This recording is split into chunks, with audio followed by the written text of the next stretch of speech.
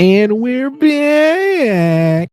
Thanks, guest. In this new section, we're going to be talking about the economy, and this is mostly everything that I did. I guess you did some economy too. Well, you had to, I guess. Yeah, we had both had to do it. It was too much. Right. As much as I want to say I did the economy and you did the combat, you did help me a lot with the economy too. So there you go. There's your props. So the first thing we want to talk about is the lack of economy upgrades, and that's for anything in the game. We touched on it previously, talking about how upgrading like carriers, carry capacity, and then upgrading building capacity, and what else? Production, anything. Really anything production based, because you're limited to what that building has for you. Like, you can't introduce any sort of like additional attachments or like buildings that attach to the side of it, to Yeah. expand whatever you're trying to do. And with the limited space, you have to build more. That's all you can really do. Right, exactly. And then like the warehouses, I didn't really understand like the warehouses in the game, so most of the time I was just building warehouses all over the place. Having more in-depth like stats for the game for each building, because you're so limited on what information you have about the building. For example, like the toolsmith gives you the tells you how much of a certain item is in that building or has been produced in that building, and it seems that it caps out at 16 for that building. You can't really tell what it's doing at the time because it could not be making anything with all that stuff in there because of some Right, weird right. reason. Yeah, that is true. So yeah, that's a good point. So you're not aware of if that building is producing for something that you need for like a job, or if it's just trying to increase the storage or the supplies available in that building. I don't know. It just all wraps around just having carriers moving products around like in your city and everything. One thing I do want to mention is the job capacity. So each building has, I believe every production building has only a capacity of 3, if I'm not mistaken. Should And we be. can pull something up on the screen to show the capacity for some of the buildings in our town. And there's no option to upgrade that. So you're limited to the 3, woodcutters that can go chop down a tree. And the only way for you to increase that woodcutter job is to place more of those buildings down, which take up a lot of space in your city. And now you have like 5 woodcutters and 5 foragers,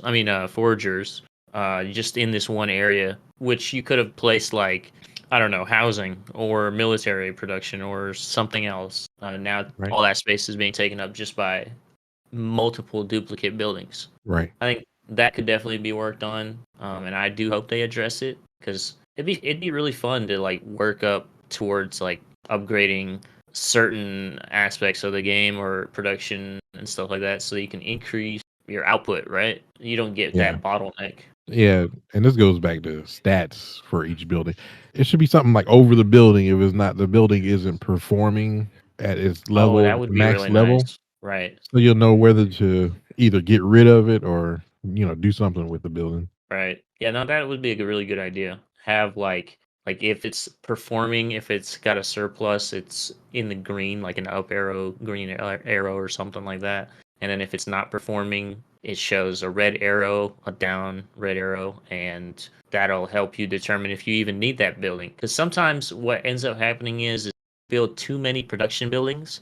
You have them all staffed, but you don't have enough carriers to move that product to the building. Yep. And so you have all these buildings, like 5 different toolsmiths, and you're only using 2 of the 5. But you don't know this information because the game doesn't tell you. So you kind of have to guesswork if those buildings are even worth keeping on or destroying them. Yeah, Um, that can go into carrier upgrades. But yeah, bottlenecking on buildings is really easy because the carriers can only carry one item at a time. right, And upgrading those carriers would be nice so they can at least carry 2, maybe have a wheelbarrow or right. something that so they could sort of be more efficient. We've compared this to, I mean, is it obvious enough we're comparing it to Age of Empires? But in Age of Empires, you can upgrade your villager carry capacity, or like how much they carry and how fast they carry something. That would be really helpful, because the production speed of the game is always going to be the same, which kind of crappy. I want to go over some of the quest stuff. We touched on it a little bit. We didn't really, dive too much into it. So the quests in the game, or lack thereof, the quests are very basic. The quests are basic, and they're basically basic. Yeah, Um, basic, no, but basically. the quests in the game are just foundation, like building blocks to get your city started. They're not really any challenging. They're not very challenging. Maybe if you had a quest system where it was progressive. So in the early game, it tells you, okay, gain 50 wood. And then once you turn in that 50 wood, it rewards you with, I don't know, let's say some gold or something like that. I don't know. It rewards you with 2 pickaxes so that then you can use that for Or 2 mining jobs. Like yeah, something that you'll use later in the game where you can save on resources. In this game, you don't get rewards. The rewards in the quest system basically are there just to kind of like guide you, but there's no reward for doing any of the quests. not at all. I'm trying to think. I thought the quests maybe gave you like experience for the traders, but I don't think that's what it was. I think it literally Some gave of you them nothing. do. There are NPC quests, like Oh, okay. completing certain trade routes or getting all the springs was a quest for one of Yep. them. It was the springs around the map that you had to uncover Right. with your land, and I think it was 6 of them. What did the springs do? Nothing. Exactly. So there's things in this game that are in the game but have no like they have no purpose. You know what I mean? Yep. I wish that we thought were maybe give us water or something. No. The spring doesn't even give you water. You have to get a well to get some water. There was another item in the game, it was artifacts, and I had Mhm. no clue how we got them. Yeah. What did the artifacts even do? Like, did they give us anything? So you could put them in your treasury, or you can trade them to the NPCs for their experience, which we did because we had needed it. So they give experience. Yeah, pretty much. They don't give you anything else. Like, Nope. you trade artifacts for gems or something. I mean, it was a trade. It could probably at some point be a gem. Like I guess if they're random seeded quests. Oh, and also, just kind of go back on the quest thing. If they had quests that would refresh, like daily quests, or maybe not daily quests, but quests that would refresh, and they were always random, you never got like the same quest, or maybe there was a pool of quests that they pulled from, like let's say 100 quests or something like that. Yeah, And depending on like the difficulty that you set the game to, will increase the difficulty of those quests. That'd be pretty cool. yeah, or producing items, killing enemies, something. Yeah, because when you add quests in a game, it makes the game obviously objective based, and it kind of gives you a sense of like, okay, I need to do this to then progress to this. Like it gives you a progression system, but without it, you just have these quests that do nothing. You don't really have to complete them, to be honest. There's no penalty, or there's no reward for completing them, so there's no purpose of them being there. I don't know. I just want to see a lot more done with the quest system because I like the idea of playing a sandbox city builder, but also you can still, focus on certain tasks. Then you work Um, towards. right, right. You Yeah. work towards certain tasks. Yeah. Next, we have the guild hall, where you get Yep. all of your. You can recruit specialty jobs. Yeah, like the technical jobs. You get them from carriers, and you give them the tool, and they go become what, forester, or is it more than that? Yeah, no, everything like forester, blacksmith, toolsmith, weaponsmith, any job that is at a production building goes through the guild hall. Basically, the guild hall is like the newspaper for hiring jobs or hiring technical jobs. So when you click on the guild hall, and we'll display something on the screen, but when you click on the guild hall, it will show what jobs are needed, how many of them are needed. So, for example, they're looking for 3 woodcutters and 2 blacksmiths. And below that will show the requirements that are needed to fill those jobs. So the carriers will go to the guild hall once they have the requirements filled, and then they will get that job. And those requirements are tools. So the blacksmith needs hammers and pliers. The woodcutters need axes. Miners need pickaxes. Fishermen need fishing rods, and so on. Right. Yeah.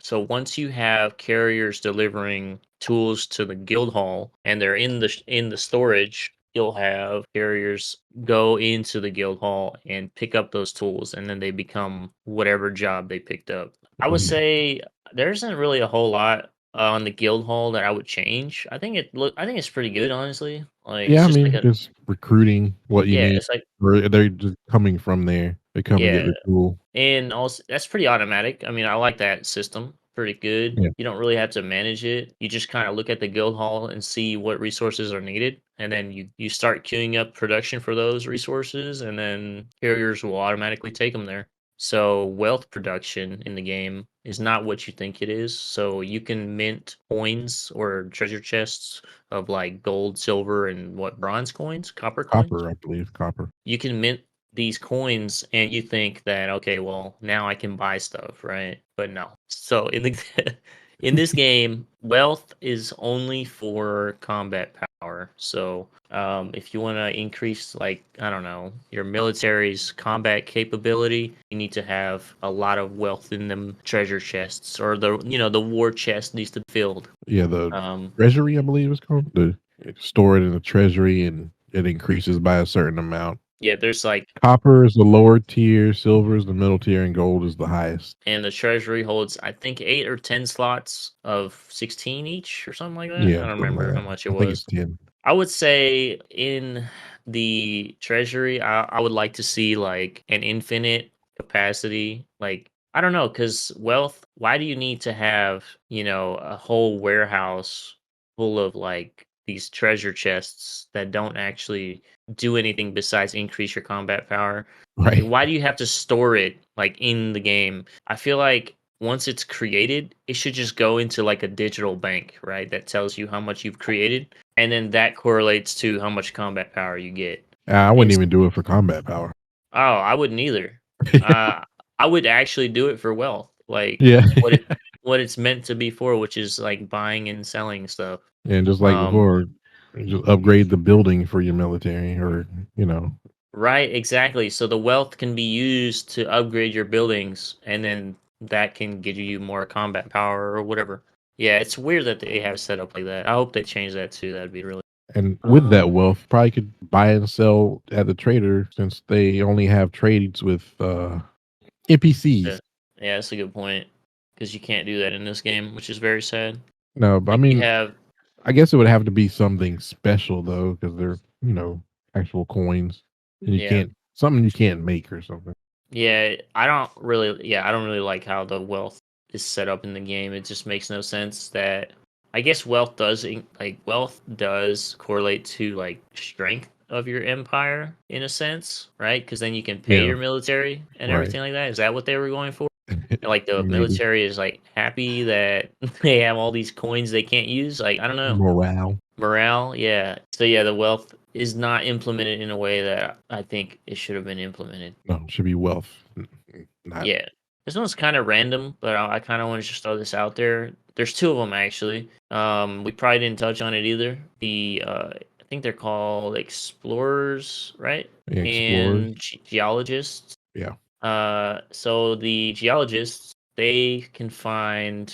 they can scout like the area and search for underground ores like gold, nickel. I think you can do silver underground. Yeah, They mostly find ores around mountain or yeah. rock areas. They put little flags down to show whether they found something or not, but they don't really tell you when they're done scouting an area. Right. They're just walking around doing nothing. Yeah, yeah, and not only that, but you don't actually see those flags until you click on the geologist hut. So you don't even know. You're just like in the dark the whole time until you remember that you have a geologist hut over here. Yeah, Because you accidentally already built a second one because you didn't know you had one there. find all It's your so buildings. bad. It's so bad, dude. How is it That so bad? it's really If you're hard to gonna remember what you were, because you're doing so much stuff. right, You're not gonna be able to remember that you have a geologist in this area. exactly. and you're spending so much time trying to find things. You just say, "Forget it. I'm just gonna build another one because I don't Right. know where it's at." I wish there was a way you can just there's like a little search bar and you can just search all the buildings and it highlights all the buildings. That would be Yeah, really pretty. or you can have a little overlay that shows the searched area for geologists have Right. already searched. Like there's a menu like that shows the resource rich ground, Or kind of like in City Skylines, where you can see how much water is in the ground or how much pollution is in the ground. Like those type of stats are really useful to have because how are you going to remember what there's so many things going on. Like yeah, you sit down the building and then you gotta wait. You don't want to wait for the geologist to get there and then go out. right. So you Exactly. can start doing something else. Exactly. You need to be constantly building your city, especially like during like fights and stuff. Like there's no way you're going to remember where you put that geologist hut or whatever. I don't know. Maybe it's just our memory's bad or something. Probably. Probably that too. I don't know. Let me know in the comments if you guys had the same issues trying to find things. You just forget where you put everything. Yeah, that goes with Um, any game. right. And then another thing I found very strange was the placement of farmland in the game. We didn't touch on it back in the other section.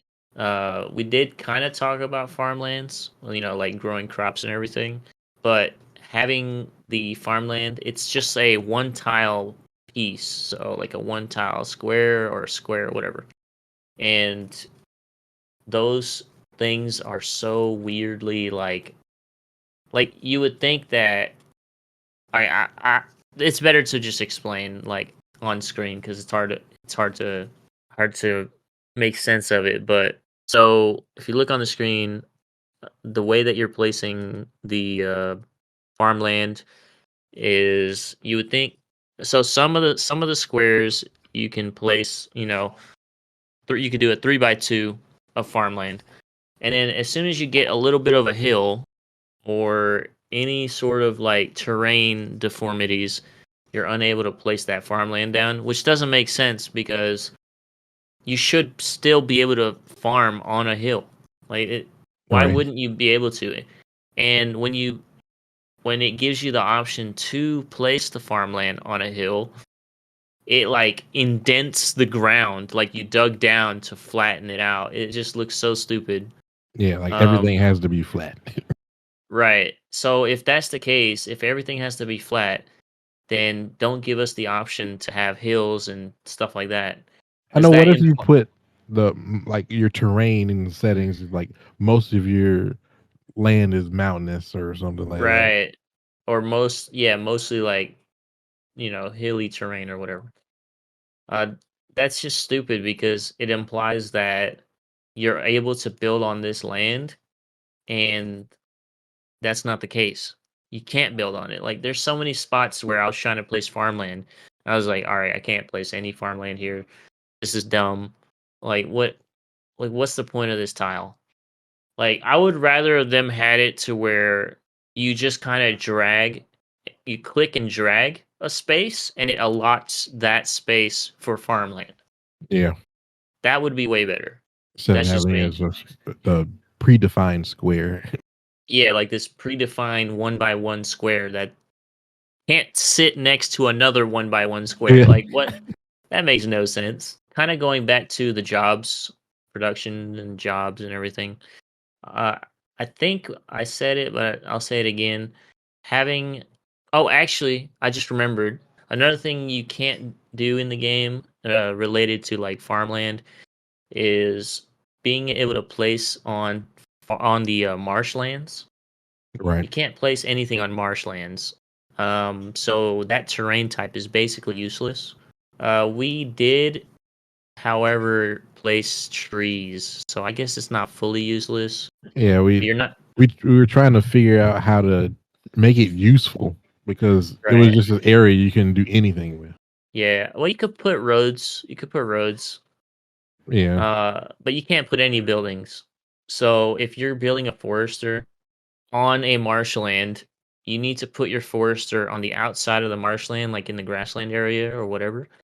And then they'll, you know, grow trees like in the marshlands, but it's going to take time, and like it's not instant. Sometimes they don't even put trees over there in the marshland. Right. You kind of have to assign like a specific area. Like there's a button um, on the forester that allows you to select where you want to plant trees as a priority, and you have to select marshlands. So yeah, that's just another weird quirk about the game that I don't like. If you're gonna have different terrain types, you should be able to build certain things on them. Like for example, if there was a terrain called desert landscape or whatever, you should be able to build cactuses on there or something. Yeah. I'm just I'm just trying to compare it to something, right? And marshlands, you can only build lily pad lilies. I don't know, Or right? I don't know, some crop that only grows in very wet, Requires it. like rice or something. Right, exactly. So yeah, that's a good point actually, because most of your material, like pumpkins and all that, wheat, rice, cabbage, grow on um, grassland plots, Yeah. and they don't really grow on anything else. So it's like you're stuck to building on grassland. Basically, is what I'm trying to say. Okay. Yeah. Jeez, I'm so like upset about how they set up the whole farming eco. It's just so stupid. I Oh, mean, anything, all the buildings really. really? Everything about this game is just stupid. No, no, there was Not just some. the building, just the No, building. yeah, just yeah. There's a lot to work on for sure. To top off the economy, I just want to talk about real quick is the in the production buildings. You know how I was saying there's maximum workers of three or whatever. It'd be really nice if you can allot 10 out of 3 or whatever. Like you can add more by upgrading that building. You Right. know, Or give the building their own carriers or something. exactly. Like give each building 20 carriers, and or 20. something like that, right? 10 carriers, 5 carriers, whatever. Something. And those 5 carriers will only drop off and take from that building. Right. So you can kind of prioritize buildings if you need to. And now we're gonna go into game mechanics. What do you think about how building works in the game? You're talking about like where you can build. Yeah, the definition of where you can build, like next to roads and Mm-hmm. where land you can build on. Oh, okay, right. So with the building in this game, you're very limited. You can, like you said just now, you can build on next to roads and stuff. You can build on sand terrain or like the beaches or whatever, as long as it's not next to the water. So you can't put a house near the ocean side and then the road next to that. It has to be road next to the ocean and then building on the opposite side, like closer inland, right? Right. And another thing I noticed is that while we were playing, we couldn't build on marshlands. You also couldn't build on any terrain that has mining resources on. So there was we can show it on screen where we cleared a area that we mined and we had all this empty space and I tried to build some housing on there, but it wouldn't allow me to do that.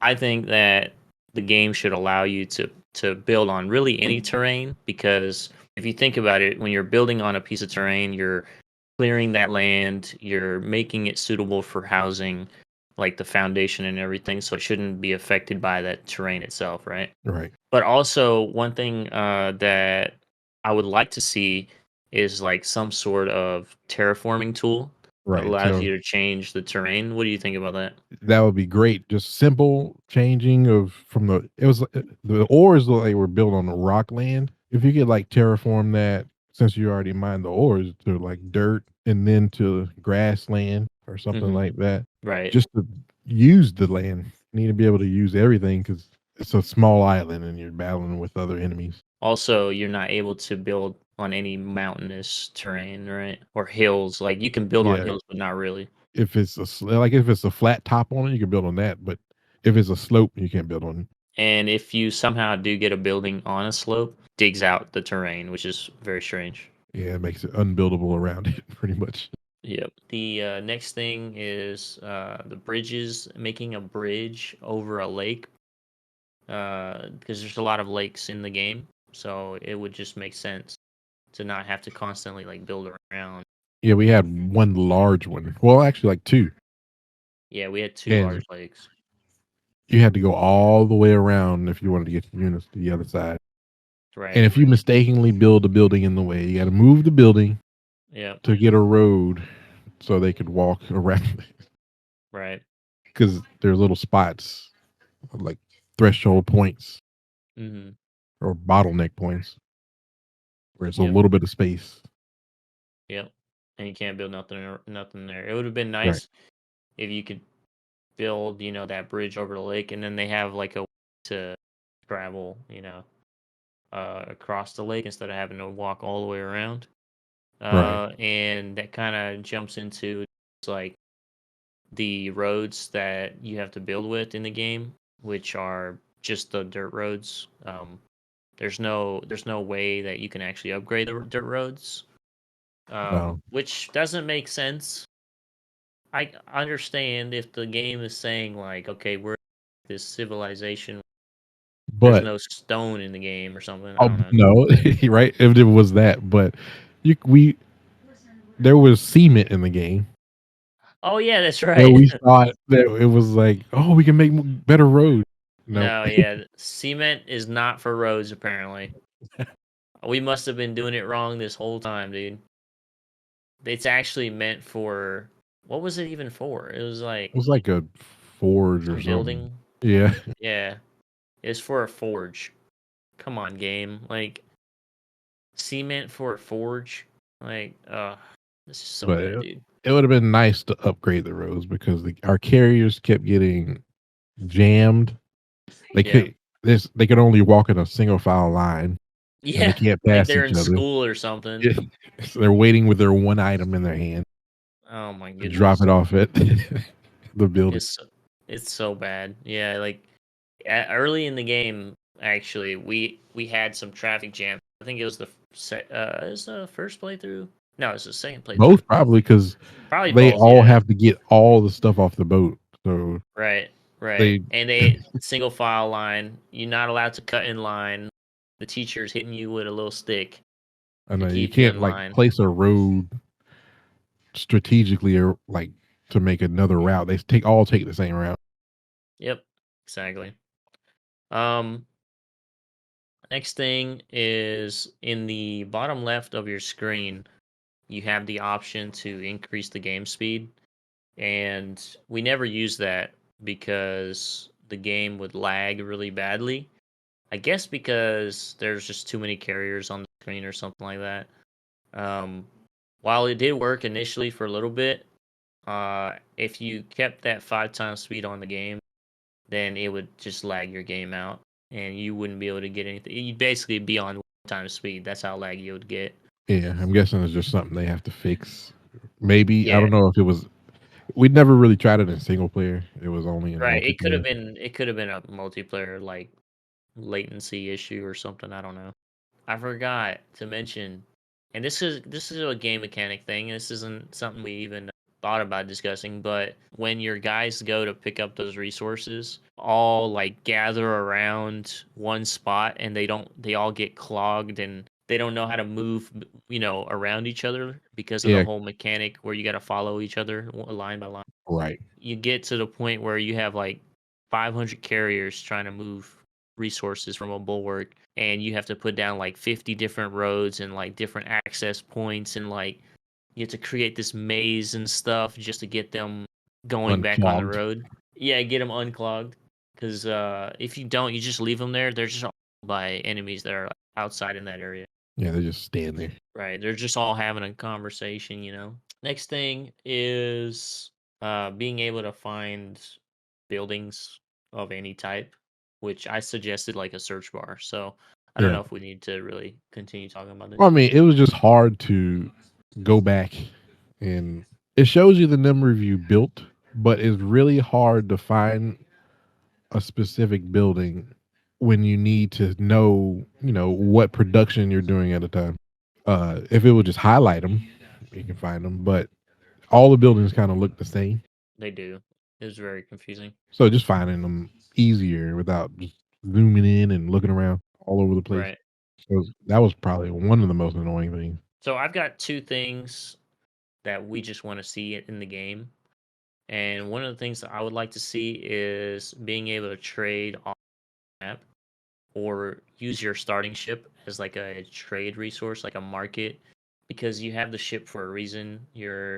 But you're not able to utilize that ship besides for storage. Having that ability to trade resources from areas that you can't see would be really nice. And also, being able to travel on that boat, even if it was like a cutscene travel, it didn't have to be like a live, like boats moving and everything. Being able to travel and go to different islands for trading, that'd be pretty cool.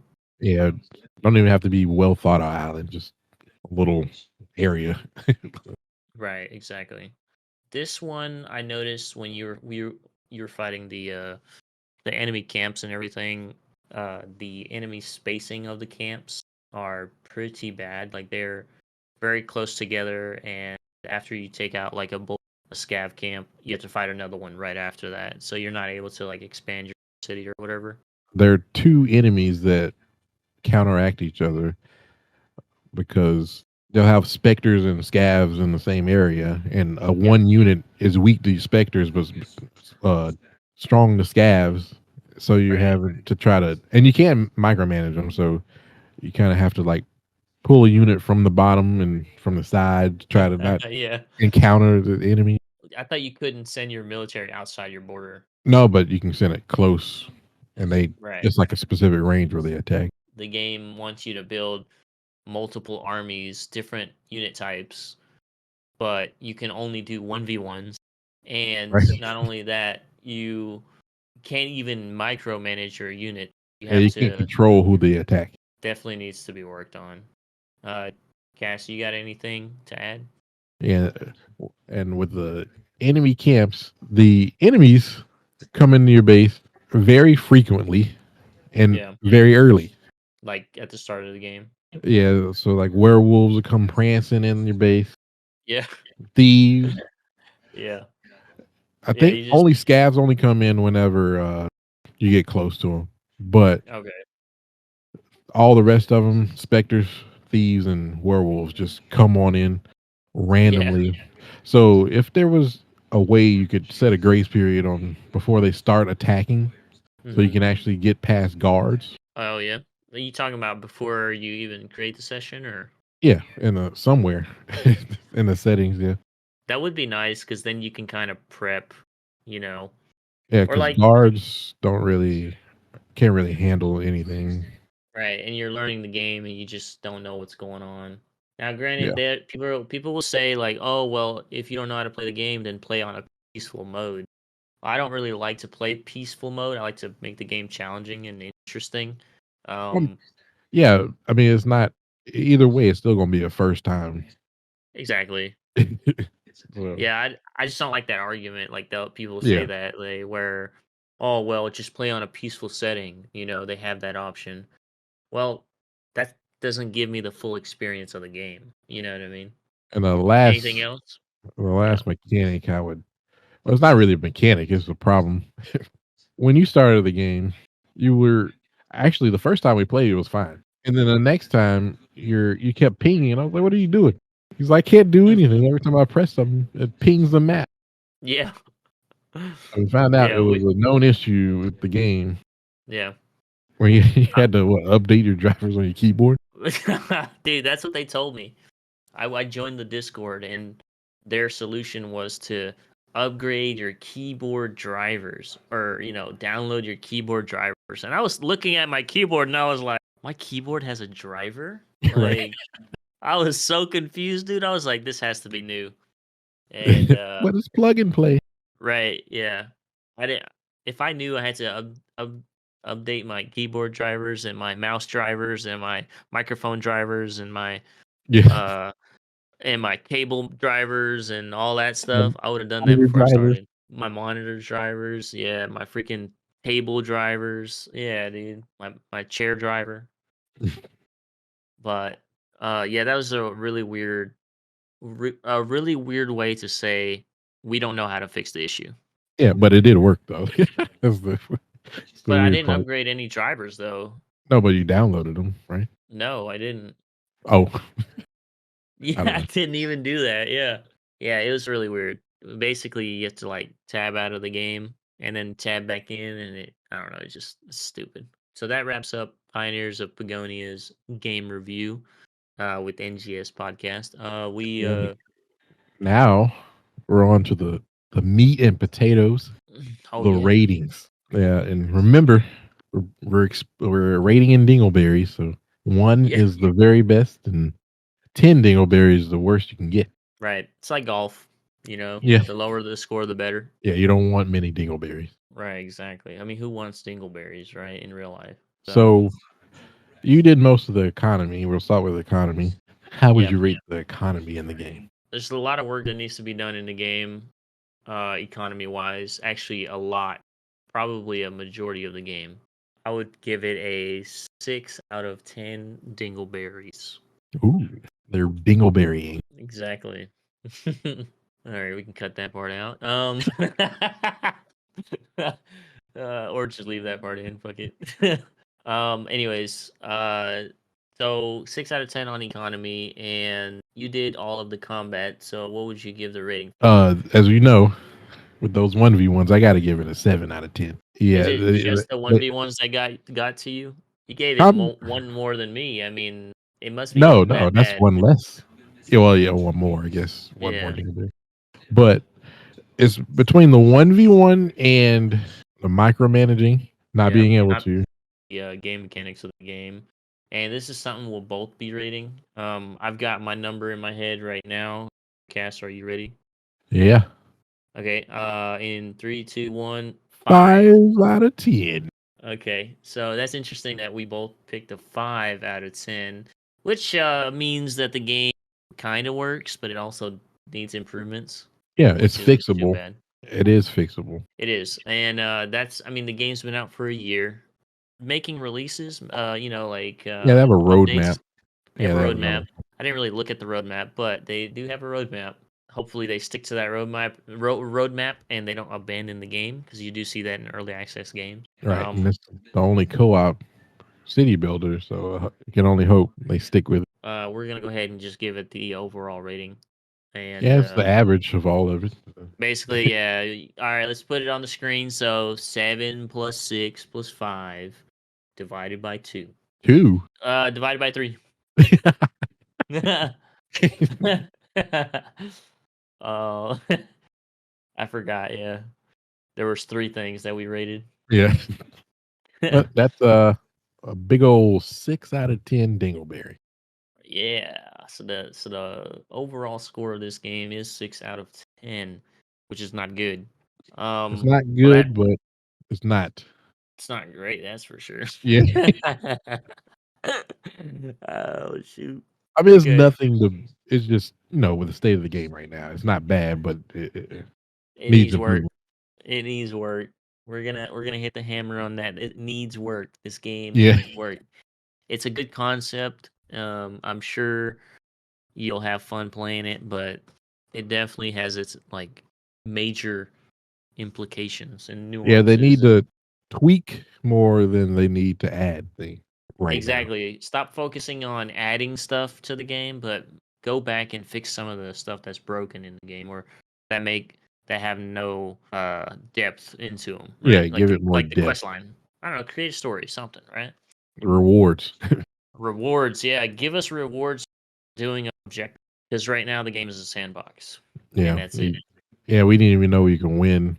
We defeated the last enemies and it was like, you Yeah. won. You win the game. Congratulations. Yep, that wraps up the Pioneers of Pagonia game review with NGS podcast. Thank you for joining. Cass, you got anything to say? Stay freezy. Hey, Freezy. All right, guys. Catch you later. Bye bye. Bye.